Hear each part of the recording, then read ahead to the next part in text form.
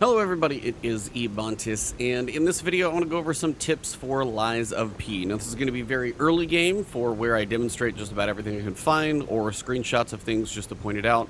The goal here is to spoil as minimal as possible, basically nothing beyond the demo for sure, and just to show you guys mechanics, tips, and things to help your journey through Lies of P be a little more smooth, even though trust me, it's going to be a bumpy ride. This is a tough game. I had a boss whoop my butt for a while. If you're looking for a Souls game though, this is a really cool combination of like Bloodborne and Dark Souls 3 and Sekiro, a little bit of each with some twists upon that. So, first thing, I know this is going to be really obvious, but I guarantee you there's somebody out here who needs to hear this. Run button. Figure it out. And basically dash, well, I put the words together. Dash or dodge. You can roll, you can dodge, but if you hold that button and move around, you will run. I promise you there's somebody who watched this who didn't know there was a run button for a little longer than they like to admit. I've done that in other games, so I figured I'd tell you first. There is a run. Just hold down your dodge button and you've got a run. Second thing, as I said, you've got a dodge. You've got a roll. I've actually got two dodges because I've actually got a skill into that. And then you've also got your parry. So your parry is going to be your perfect timing, and then your block is going to be when you hold it down. Now, when you hold down block, you will take partial damage from somebody. So I'm going to go find this guy over here. The partial damage is going to go in a darker color red. And what that is, that's damage that I can actually get back if I attack him. So he hits me, I hit him back. And again, this is an early weapon. You'll probably find it pretty easily, so hopefully this isn't too much of a spoiler. So you can actually block and just take the damage. No big deal, you just will. Now, the other thing you can do is you can actually, if I wake this guy up, you can perfect parry. Now, the perfect parry, you won't take any damage. We'll take stamina. That one's a little harder to perfect parry. When you see the big thunk and the big spark, when you hear the big thunk, now, if you actually perfect parry, you can break their weapons. Normally, that's a thing you only do on lower level guys. But those are perfect parries. I don't take damage. And you can do them in as quick of a succession as you're capable of hitting it and perfectly timing it.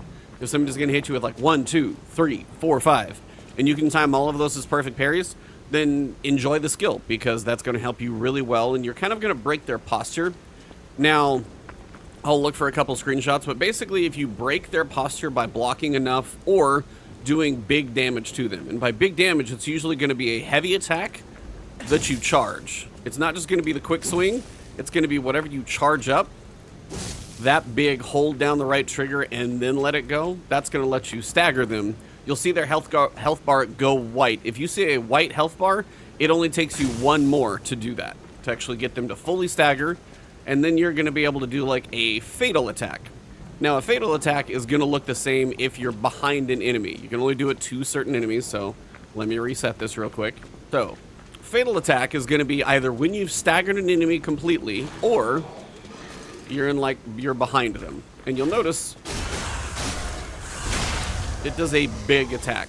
So if you're behind normal enemies, if you stagger a big boss, if you get someone to a point where that thing shows up, always take advantage of it. On bosses, you'll see a little red circle on the ground. You stand in that. Hit either attack button, you're going to do a fatal attack. Before we get much further, I'd like to thank the sponsor of this video. Is it a meal kit? No. VPN? Mm-mm. Mobile game? Ding, ding, ding. It's Raid Shadow Legends. You've probably heard the name, but what you may not know is you can collect hundreds of unique champions, team those champions up for intense PvE boss fights, upgrade them with in-depth RPG systems like gear, skill trees, and even more, and all of that with amazing graphics. Still not sold? Right. Follow me, let me guide you through a journey in Raid. Let's start with the campaign. 12 chapters of voiced story cutscenes with 6 3-stage fights as well as a major boss battle in each area. Then, you can tackle the dungeons, with each boss presenting a unique challenge to keep you mixing up your team to see if you can get it just right. The arena holds PvP if you fancy dueling your fellow player. And then, you've still got an endgame with the Doom Tower you can climb until the challenge is just too much. And don't forget to take all those leveled up champions into clan boss fights just to see how big of a dent you can make in those massive health bars. Raid offers so many different ways to test how strong your champions really are, there's always another battle waiting just around the corner. Now, for new players, you can get Stag Knight and a skin designed by JonTron just by using promo code JTSKIN before October 7th. Do that, and it's yours. And if you aren't new, you can still earn Stag Knight and the skin through the in-game event. And for players brand new to hardened veterans alike, it's free stuff time. Just log in on 7 different days between now and October 23rd, and you can get this legendary champion, Sung Wukong. Raid's take on the Monkey King from Chinese mythology. He just got into Raid, and all you have to do is log in for a week, and he's yours. It's really that simple. With everything coming to Raid right now, and new stuff being added all the time, what are you waiting for? Seriously, if you haven't started yet, use my link in the description, or scan the QR code on screen, and you'll get an epic champion, Knight Errant, energy refills, skill tomes, and an XP booster, all worth $30 to jumpstart your journey right out of the gate. Once you're in game, come find me under Ebontis, and if there's still room, you can join my clan for some epic boss battles. I'll see you in Teleria. Now, back to the video. Now, on the left-hand side of my screen, I've got heals. If you take damage and you're going to heal, you're able to just heal up. Now, granted, I wasted one. Now, the thing to know about heals is however many you have, when you get down to your last one, I'm just going to waste a few here since this is not going to be difficult. And then if you're able to do damage, you're actually going to be able to earn one back. So, you'll notice that little pink bar will fill up. And as that fills up, you're able to actually get some health back, which is going to serve you very well in longer fights. I've literally had that save me at a point to where I didn't think that was going to actually, like, let me get through a fight, and it did. So there's a point where when you get late enough in a fight, and you're down to 0 heals, or maybe you're down to 1 heal, and your health bar is at half, use the heal straight away when you're at half health to fill your health up, and that way any other attacks you do are starting to charge that next heal. So it's really important. If you have 1 heal left, when you get to a point where it's not going to get wasted, not like a tiny chip damage, but if you're like half the health bar, use the heal, and that way you're at full health, and any hits you do get off could refill that health bar, or the heal, and then you don't know, maybe you get down to half health and you fill it up again, and then you got another heal. So that's actually a really unique thing about the last heal in this game. When you get down to 1, use it so you can start earning up that free one, not free, but earn that next one that you might not have had otherwise. Now, there is one type of attack I do want to mention, probably just going to have to throw a screenshot on screen, but when enemies charge up red, it is going to be one of 2 things. You either have to perfect parry them or likely run away. Now, the reason I say run away is you cannot block it. It's an unstoppable attack, but if you perfect parry it, that will actually still keep you from taking any damage. It's also a good way to stagger them. And then also, your other option is to run away. Now, the reason I say run away, more often than not, the red attacks are going to be a little more of an area of effect than you might expect.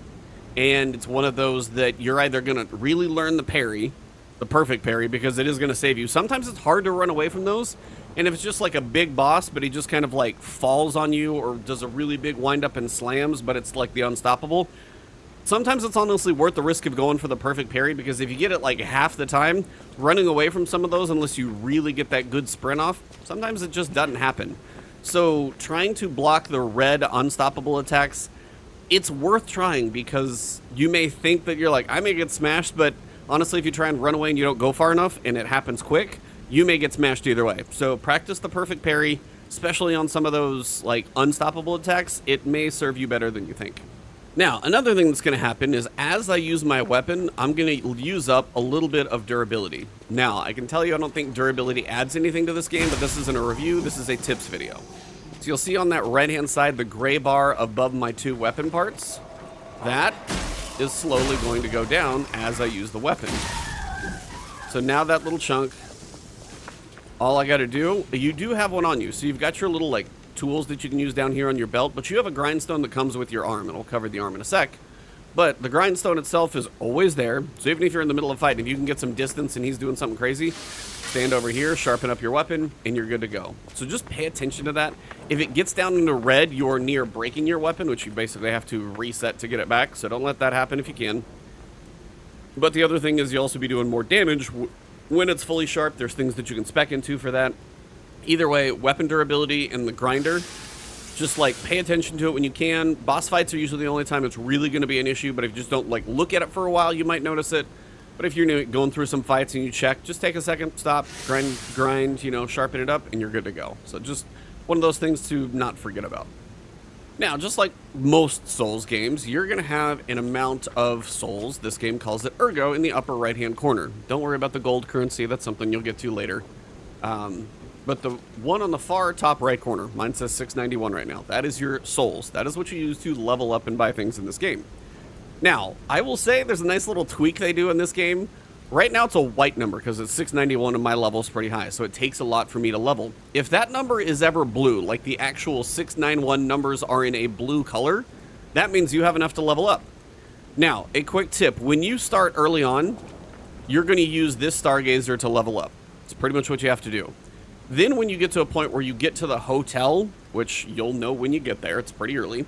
But when you get there, once you get to the hotel, at least as far as I am into the game at about, 15, 20 hours, you're going to be leveling up at the hotel, which means you won't just always be leveling up at bonfires. Very early on, you'll use the Stargazer, and then as soon as the hotel is an option, you will always have to teleport back to the Stargazer, or to the hotel from a Stargazer, and then talk to the NPC. It's the lady in blue, you'll see her, and she will be the one you level up at. Took me a little while to figure that out in the demo, then I kind of made it clear. But early on, this is like the first one you'll level up at, and then when you get to talk to the lady in the hotel, the one in the blue dress, kind of a light blue dress, she is the one you will level up at for a very long time. There might be something after that, I'm not sure, but for a large chunk of my playthrough so far, it has mostly been all in the hotel, so you have to teleport back every time to level up.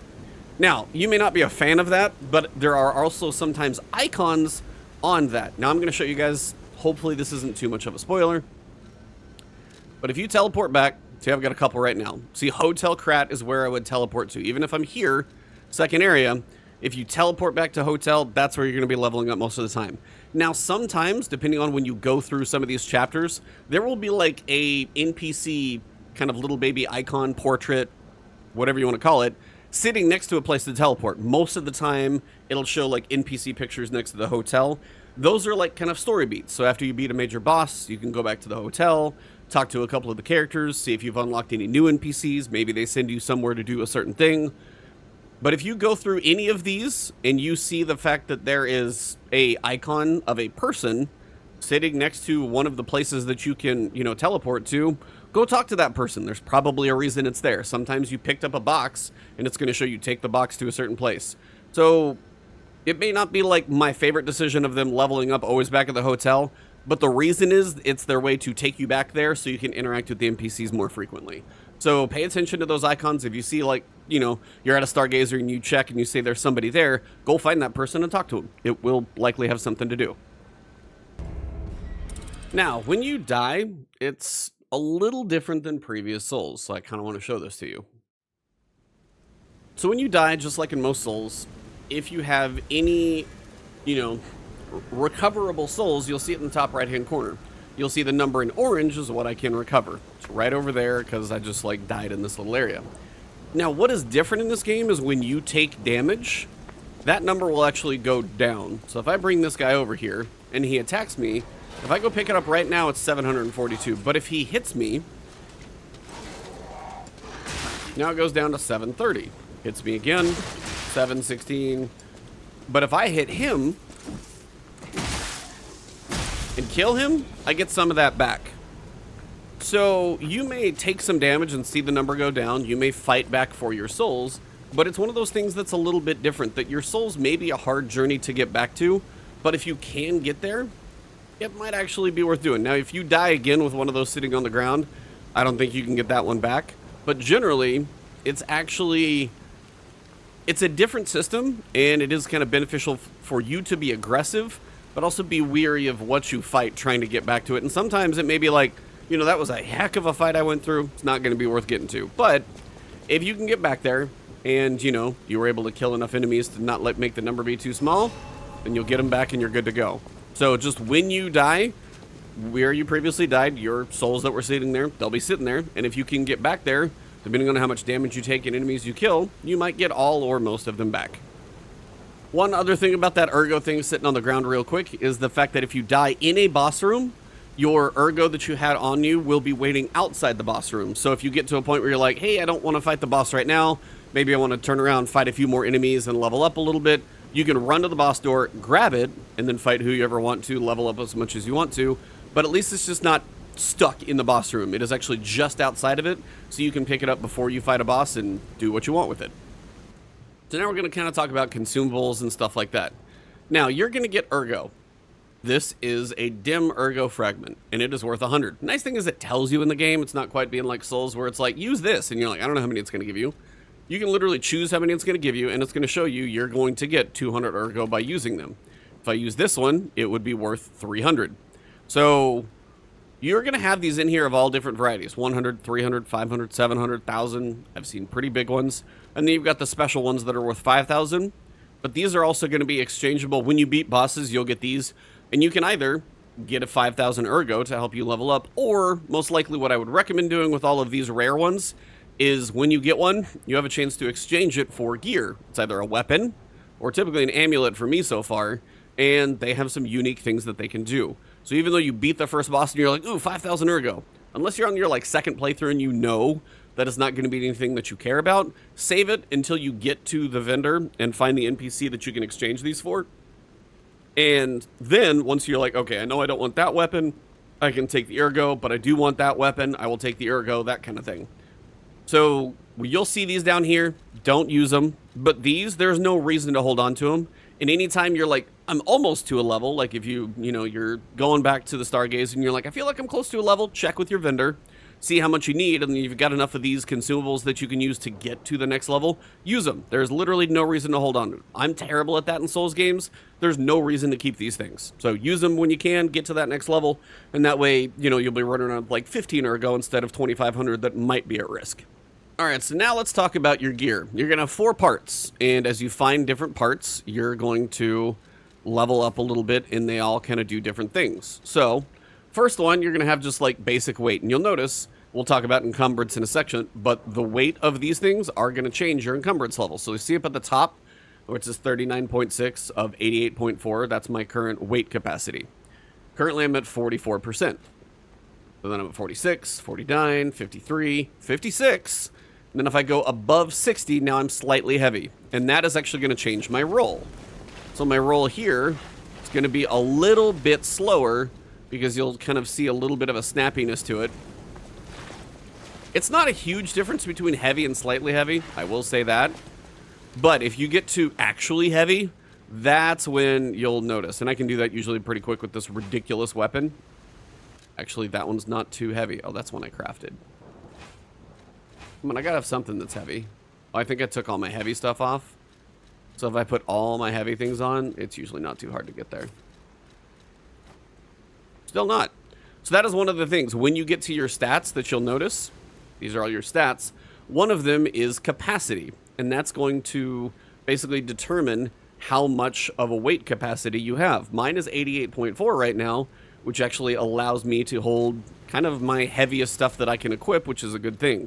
If you don't get too much in capacity, you might have to wear something a little bit less. But if I'm talking physical damage reduction rate starts at 7.36, and a recent one that I got was 28.6, yeah, it's heavier, but I'm definitely going to be taking less damage. And as long as I can stay in the slightly heavy category, I'm generally pretty good with my mobility.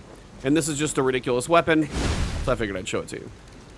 Now, if you pull up your character screen, you're going to see typically what you do on the leveling up area, but I just don't want to spoil some of the stuff that you'll find later on. So you've got 6 stats. Vitality, that's going to give you health, but it's also going to give you guard regain. Remember when I showed you earlier where when you guard, you take damage, but part of that damage that you take is in that, like, darker red color that you can earn back as health? That is what that is.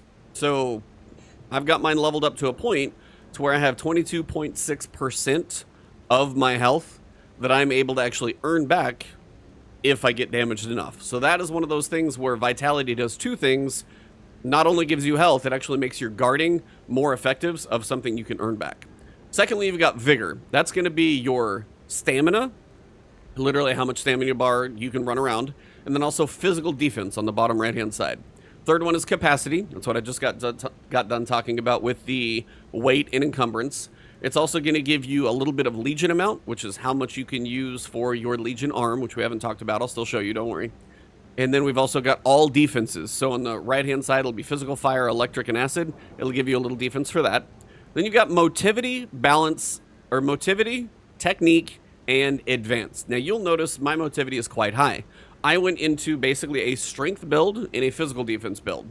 Now, the main reason I went into that is because that's the weapon I chose to use.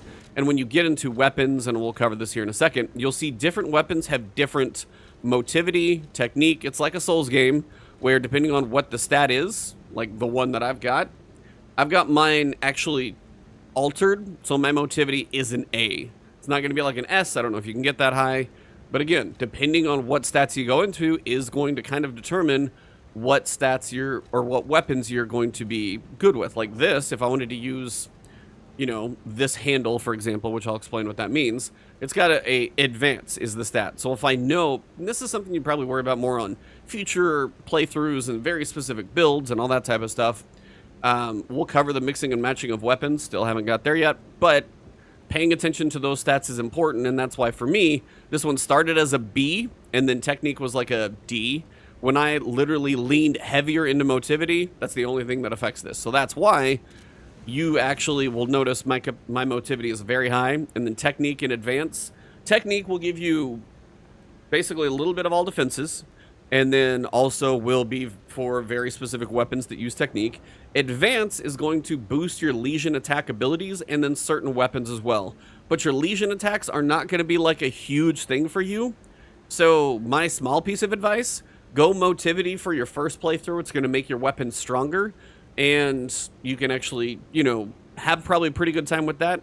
If you know you're advanced, you want to mess with, you know, you've played many Souls games before, you have a certain build that you want to go after, then get into technique, then get into advance and Legion arms and that type of stuff. But just a pure strength build, that's going to be motivity.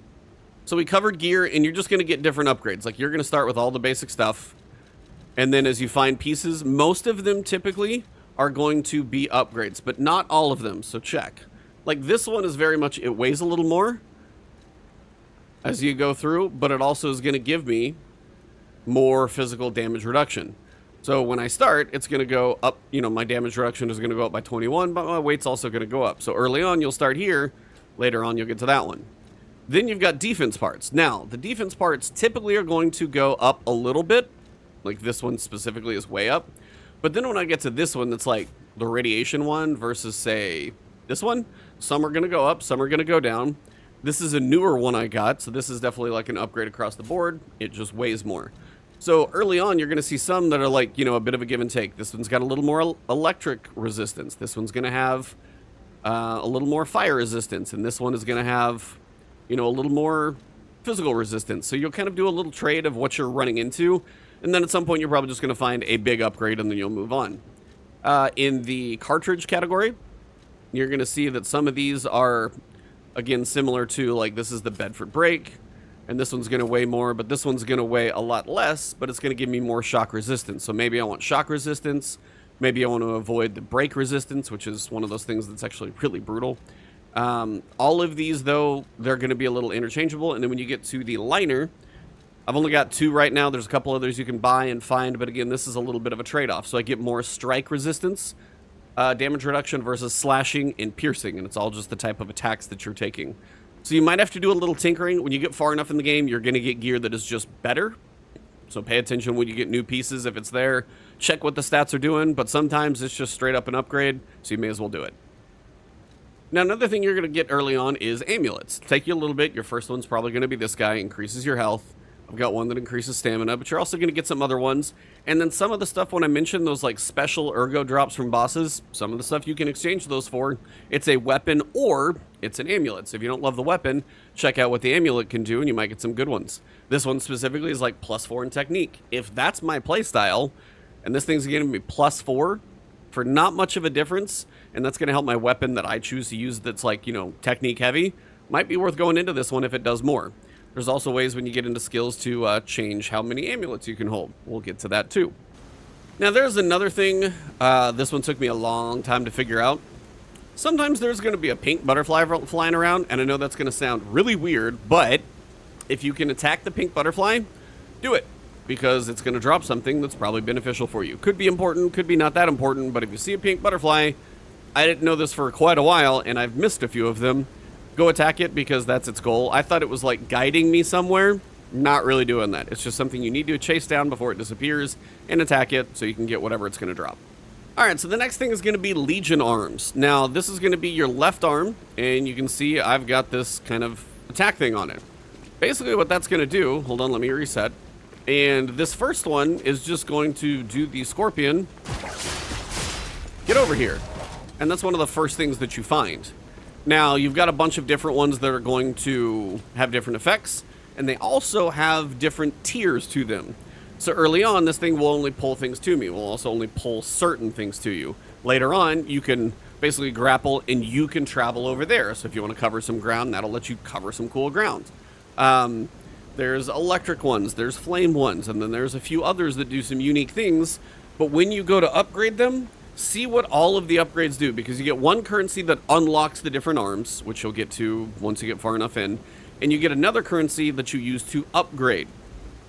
Some of the arms use different stats, same as weapons. So if like one of the like Legion arms is a motivity one, that's going to be beneficial for me because that's the stats that work well for me.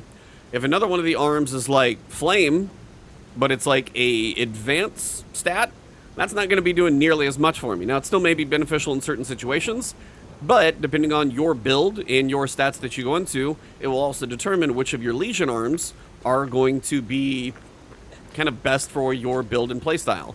You could use any one you want, but some are definitely going to be more effective depending on what stats they are. And you can check that as you're going through it. Again, I'm trying not to spoil a lot of stuff because I want you guys to find this on your own. I'm just explaining it to you and putting all these little pieces of knowledge in your head so when you get there, hopefully you remember or come back to the video. All right, before we actually go through assembling a weapon, I do want to talk to you guys about weapon upgrades. Notice one of these says +6, one of these says +1, and then one of these has a little lightning bolt in the corner. So you've got certain weapons. These are all normal weapons that I have found out in the world. If you find a weapon, you're going to use a currency to upgrade it that is going to be a little more on the common side. Any of the weapons that you get from the boss Ergo, once you kill a boss, and then you find the vendor that you can trade the Ergo in for, and you pick a weapon, it takes a different currency to upgrade that one. So just something to be aware of. If you're leveling up like one of the normal weapons you find, and then later on you find a boss weapon you really like, you won't have burned through the currency you need to level that thing up. So honestly, it's good to tinker with one normal one that works with your stats, and then see if there's a boss weapon that also works with your stats, and then you can see which of those two you like using the most. Alright, so now let's talk about weapon assembly. This is one of the cooler, unique things that you can do in this game, honestly. When it comes to Souls games, everything's going to have, you can find different weapons or different skills, and you've got the Legion arm for different skills and stuff like that. You'll see between a flamethrower, electric shock, you've got like mines and a little like cannon launcher. The weapons are very unique. What you're going to do is anytime you find a weapon, more often than not, you're going to find it in a handle and a blade. So you go to assemble a weapon, you've got a blade choice and you've got a handle choice. Now you'll notice the handle is going to determine what stats it's going to be beneficial to. And you also notice that this one specifically, I have the alteration on to make it pure into motivity. They're called cranks. You find them at some point, you're only able to buy a couple. So be very specific. If it's a weapon you do or a handle you know you enjoy using, then use a crank on it to make it even further work for your playstyle or your stats. But don't just use those willy-nilly. Anytime you use a crank to change the stats of a handle, do it very deliberately because you're not going to get a lot of options to do that. So just make sure you're careful when you do. Now blades, on the other hand, you can find blades that may not have a handle. Like I've got the baton head, and you've got all these different options, but you can mix and match. So some of this is going to look really goofy. So let's say we've got a salamander dagger blade.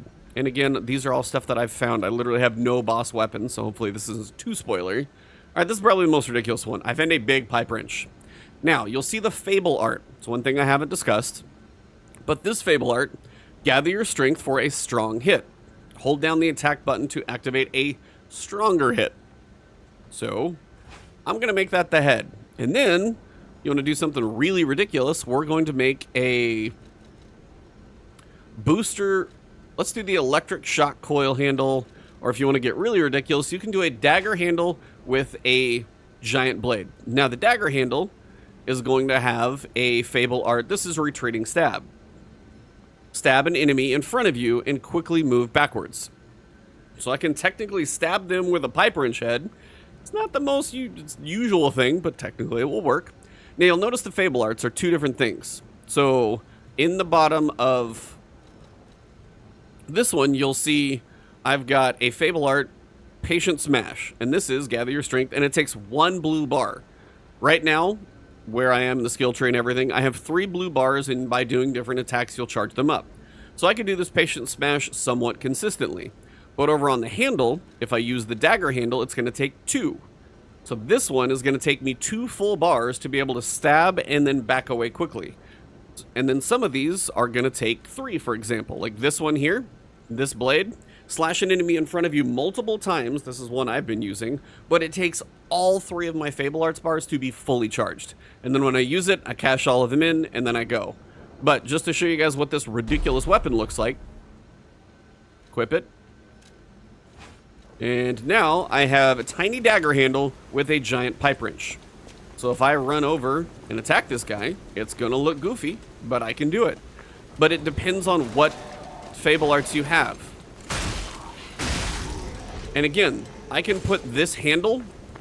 Now you'll notice this is a dagger thing, so it has that like thrusting motion to it, but that's the way you would use a dagger. But again, you may have certain Fable Arts, but when you get into certain things that you may want to just mix things up. I may want to put the Fire Axe blade handle on, so I can use that one, but maybe I want to put it on a, let's see, a spear handle. So go ahead and craft that one. Gonna go ahead and equip it. And then now I've got a spear handle on an axe. And again, I'm getting more of that thrusting motion. Now if I go for a heavy attack, it's gonna be a little slower. That's a double. But then if I take this and I put it on the proper handle, you're gonna see more of a slashing motion. So if I put the axe handle with the actual exploding pickaxe handle, now, if I assemble this weapon and equip it, now I've got, actually this isn't even the right handle, this is like a big, like, this is probably what the pipe wrench is supposed to be on, but now I've got big swings. This is, I think, what the pipe wrench goes to. But you can mix and match as you like, so you're going to have different attack styles, different stats, but you're also going to have different, just different combinations, and it's really up to you. So that's the cool part. Maybe I want this booster glaive blade that is going to have its thing, but I'm going to put it with the Dancer's curved sword handle because I'm going to have a rush forward quickly and slash multiple enemies if I do. And then I'm also going to have time the enemy's attack to correctly deflect it and trigger a powerful attack. So if I put these two together, now I know I've got this thing, big sweeping slashing handle, and then if I actually trigger it correctly,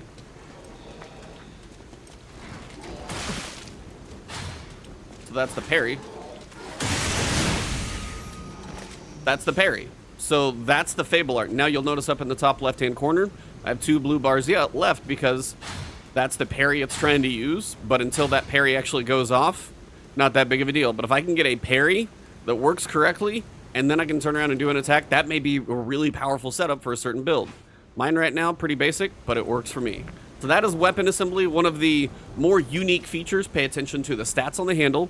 Pay attention to the Fable Arts and just kind of experiment and test stuff out pretty early on, see what works for you, and you'll actually have quite a bit of fun with that weapon system. There's some cool stuff in there. Now there's one thing, there's a guide in here. If you forget anything basic, go check it out. But one of the things that you'll notice is there are quite a few like debuffs. Overheat, very simple, it's fire. You can do it to enemies, they can do it to you. Electric shock is going to be shock, but they also have kind of an extra thing that they will do. So you'll notice with overheat, your character's guard regain amount will decrease. With electric shock, you will receive continuous damage to your Fable slots. So your blue bar that you've been saving up, that cool attack, if you're shocked, you're going to lose that. Decay is acid, and that will actually hurt your weapon durability, which is, you know, going to make certain things rough. Corruption just triggers your health just draining continuously. Disruption will straight up just kill you if it fills up, so please fear disruption, you will die.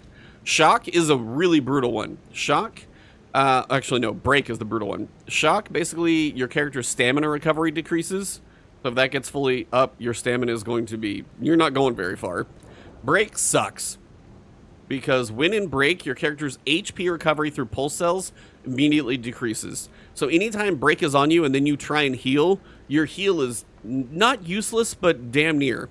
So it's honestly better to try and run away, get to a point of safety, wait till Break goes away, then heal up fully before you go back in and try and smash your head against the wall when your heals aren't even doing that much. There's one more thing though. You'll notice something like Shock is going to be very effective against puppets because they are in fact, you know, machines.